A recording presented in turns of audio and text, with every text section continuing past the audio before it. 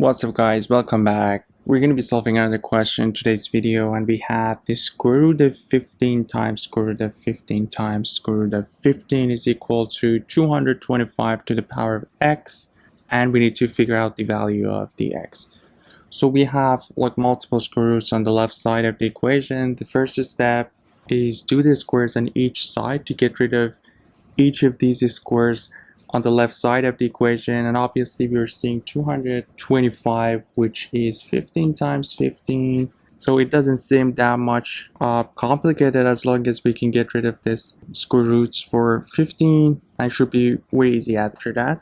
So let's do that. I'll start with doing the squares on each side of the equation, and before that, let's go over one of the laws of the exponent. When we have a to the power of m to the power of n, this will be equal to a to the power of m times n, which is the scenario that we have in here. This will be our m and this will be our. So obviously on the left side, we're getting rid of the first square root. So we have 15 times square root of 15 times square root of 15. And on the right side, let's just keep the 225 for now the way it is. And like later on, we're going to use the 15 times 15 or the 15 square for 25. So here we'll have 225 to the power of 2x. So one square root is out.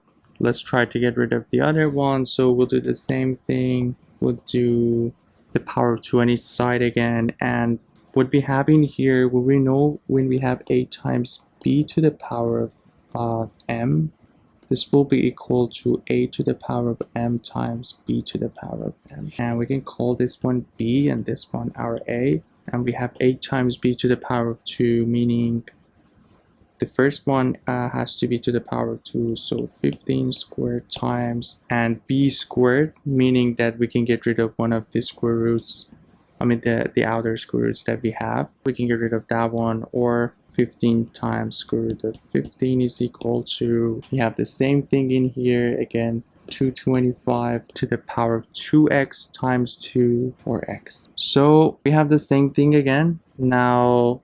So this law actually works for if we have three different expressions, it will work the same way. So we have a, b, c to the power of m. This will be equal to a to the m, b to the m times c to the m. So if we do again the power of 2 on each side, which would be the last time because we only have one square root left. So we'll have 15 squared to the power of 2. We have the same thing, 15 to the power of 2 times 2, which is 4. We have 15, this one is 1, so 1 times 2, 2, and the last one would be nothing, so we get rid of the square root, and we'll have 225 to the power of 4x times 2, which will be 8x. And now in here we have a to the m times a to the n, which will be a to the m plus n. So we have 15 to the power of 2 to the power of 4 plus 2 plus 1,